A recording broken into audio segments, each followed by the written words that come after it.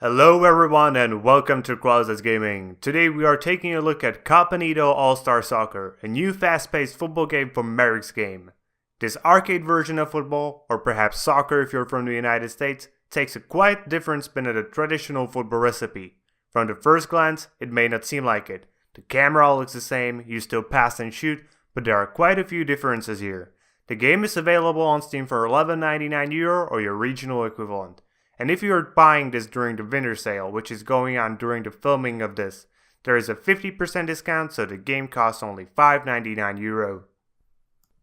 But let's jump straight into the gameplay. You can either play this game online as any other current game, or you can choose to play this game offline, either by yourself or in co-op. It is not a split screen game mode though, just all the players who are connected get control of a player on the field and try to do their best.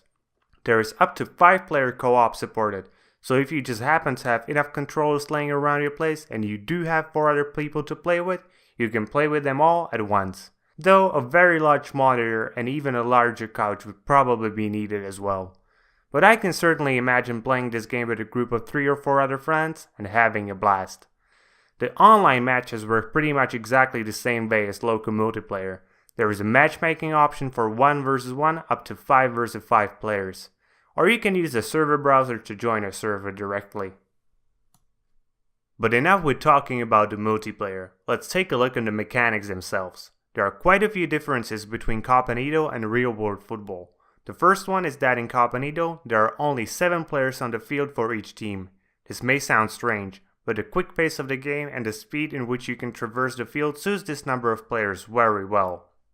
The second most notable difference comes in the fact that the referee is missing from this game. That means that fouls don't exist, they are actually encouraged, as when you slide through a player at a specific angle, they get knocked out for a few seconds. But beware, the same can happen if you slide through your own player, and you can, and most likely will, knock your players out. And you will be using this feature quite often, since it is the most effective way to steal the ball from the opposing team, and it gives you the benefit of outnumbering the other team for a small while, giving you the space you need to make a good shot. The last large difference to regular football and most other football simulators is in the inclusion of power-ups. And there aren't that many, to be honest. I've seen like 5 in total, and they really aren't that impactful altogether. They're required to fill a meter, and maybe with the exception of the super shot, they can be all easily countered or don't provide that much of a benefit anyways. Otherwise, the game is your basic arcadey football sim.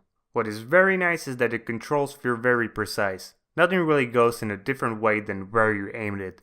And getting the hang of aiming is really easy. You hold D to shoot, use VNS to curve your shot, and use your cursor keys to actually aim.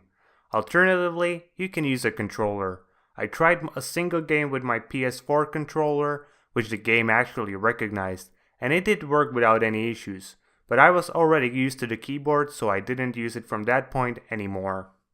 The game has 4 difficulty settings: beginner, amateur, professional, and legendary. I didn't unlock the legendary difficulty in my gameplay time, but even the professionals were too much for me most of the time, doing stuff I'm still yet to master in game.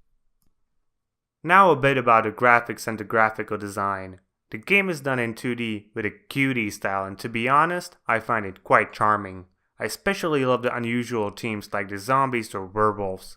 These sort of things just tickle my funny bone in all the right places. There is also a quite nice feature built straight into the game, a GIF creator. Whenever you score and you are watching the replay, you have an option to create a GIF out of the goal. This feature just calls out for sending these to your friends days after you humiliated them with an awesome goal, just to taunt them with the replay, and this sort of friendly cruelty is something often missing from today's games, where everything is being taken a bit too seriously or a bit too casually. When it comes to the sound assets, they're fine. Nothing about them really stood out for me, but they serve their role well enough.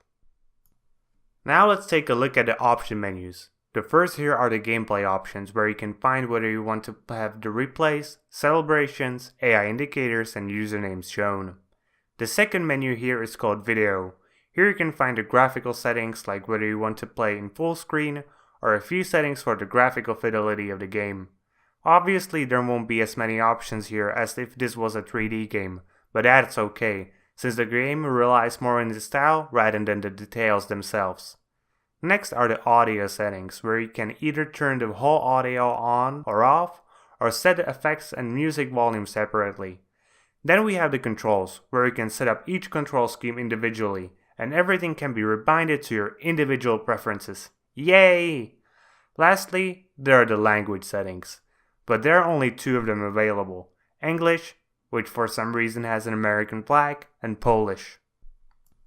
When it comes to performance, obviously the game isn't the most taxing one on the market.